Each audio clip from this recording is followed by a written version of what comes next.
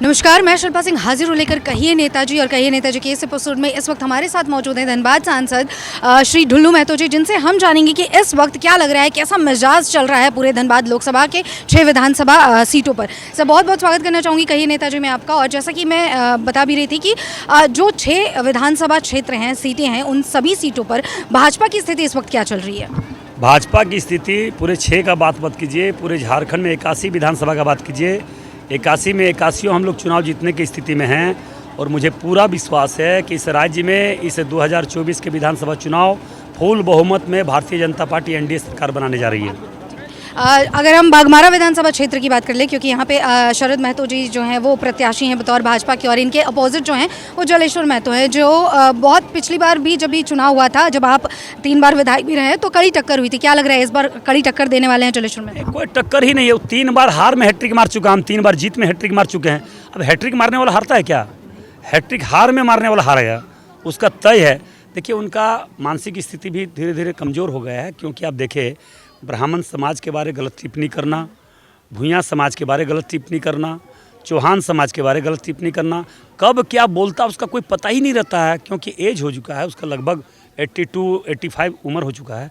तो इस स्थिति को भी देखते हुए राजनीतिक स्वार्थ नहीं होना चाहिए। राजनीतिक स्वार्थ होने से उस क्षेत्र का विकास नहीं हो सकता है।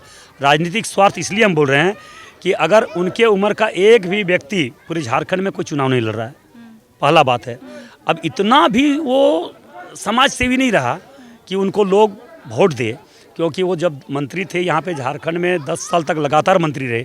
एक गांव में एक भी योजना उनको दिखा दीजिए कि पानी का योजना, पीएचडी मंत्री थे, एक भी योजना कहीं पे चालू हुआ है तो एक भी कोई काम नहीं किया। सिर्फ यहाँ के लोग ठगने काम किया, ठिक्का पट्टा करके वो अपना दिन बिता दिया 10 साल तक लगातार, मगर एक भी पानी की योजना किसी क्षेत्र में नहीं चल रहा है। तो कैसे लोग उस पर वोट दे? दूसरी बात है कि आज 15 वर्षों के दरमियान एक भी गांव नहीं बोल सकता है किसी के दुख सुख में कभी खड़ा हुआ हो, किन्हीं की मदद करने के लिए खड़ा हुआ हो, कोई आंदोलन किया हुआ दिखा दे, एक भी दिखा दे। वो हमने तो चुनौती दिया उनको कि 5 ऐसा कोई अपना तस्वीर दिखा दे कि हम गरीब के यहाँ जाके, किसी गरीब के यहाँ अगर कष्ट हो गया, तकलीफ हो गया, कोई घटना हो गया तो उनके हम खड़ा हैं। 5 वर्षों में कभी आए नहीं हैं। 4 साल 11 महीना वो घर में सोता है या अपना बिजनेस करता है, बड़ा बड़ा बिजनेस इसका बाहर में चलता है। उस बिजनेस को देखता है उनका बेटा, उनका परिवार, और हमारे परिवार, पूरा परिवार हम लोग क्षेत्र के जनता की सेवा में लगे रहते हैं।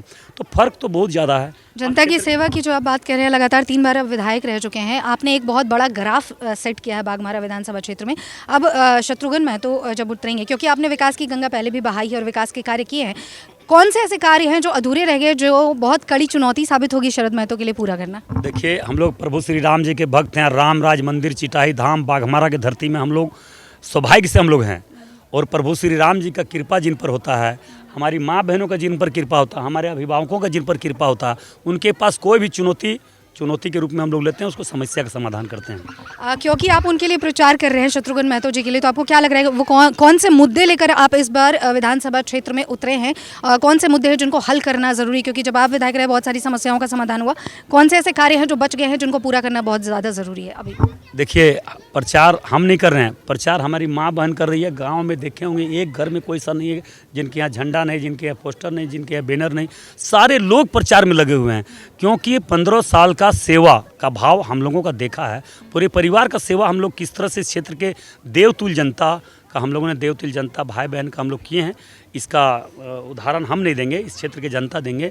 जो भी हमारे यहाँ जाता है, हर समस्या का निदान होता है, हम लोग प्रयास करते हैं, उनके सेवा में लगे रहते हैं, और जो भी समस्या हमारे पास आएगा उन एक एक समस्या को चुनौती के रूप में लेंगे और समस्या का निदान भी करेंगे।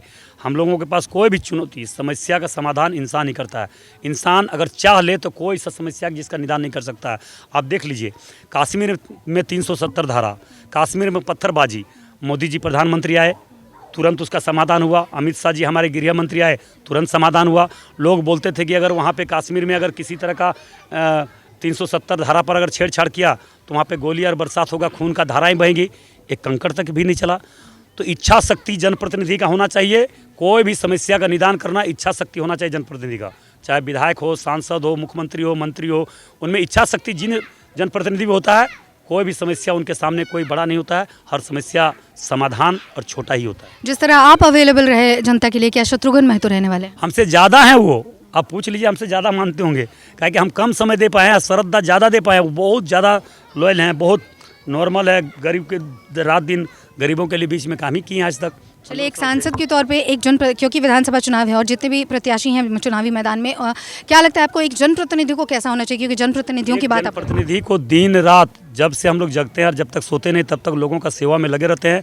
हमें नहीं लगता कि हम चुनौती के तौर पर हम विरोधियों को कहना चाहेंगे, एक भी व्यक्ति कोई नहीं बोल सकता है जो समस्या के लिए मेरे यहाँ गया है उनका निदान करने का प्रयास नहीं किए, उनका सहयोग नहीं किए, दुख सुख में साथ नहीं दिए, एक भी कोई नहीं बोल सकता। और आने वाला समय जब तक हम, हमारे भाई, हमारे परिवार, हमारे कार्यकर्ता जिंदा रहेंगे, क्षेत्र के जनता में सेवा में लगे रहेंगे। जितने लोग मतदाता हैं उनको क्या कुछ कहना चाहेंगे? मतदाताओं को क्या अपील करना? सारे सभी देवतुल्य मतदाता भाई बहनों से मैं यही अपील करना चाहेंगे कि उनका आशीर्वाद सदैव लगभग 20 वर्षों से लगातार हमारे प्रति, हमारे परिवार के प्रति बना है, उसी प्रकार आगे भी बना रहेगा और हम लोग सेवा करते रहेंगे। बहुत बहुत शुक्रिया हमसे बातें करने के लिए। जी हाँ, तो आप कहिए नेताजी की इस कड़ी में सुन रहे थे ढुल्लू महतो जी की, जो धनबाद के सांसद हैं।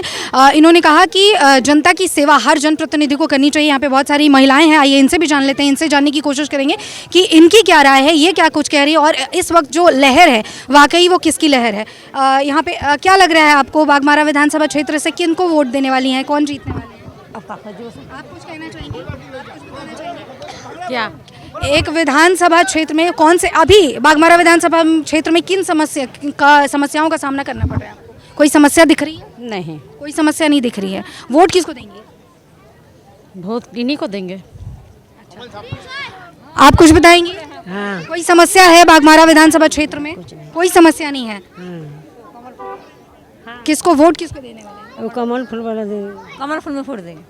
जी हाँ, तो यहाँ पे बहुत सारी महिलाएं हैं जिनका ये कहना है कि बाघमारा विधानसभा क्षेत्र में कोई समस्या इन्हें दिखाई नहीं दे रही और अपने अपने विवेक से, जो भी इनका विवेक कहता है उस विवेक के ज़रिए ये मतदान के लिए बाहर जाएंगी।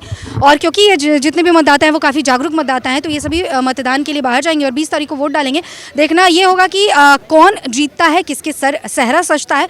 फिर मुलाकात होगी आपसे कहिए नेताजी की अगली कड़ी में किसी और प्रत्याशी से बात करेंगे, जानने की कोशिश करेंगे कि इस बार इस विधानसभा चुनाव में किस तरीके की लहर देखने को मिल रही है।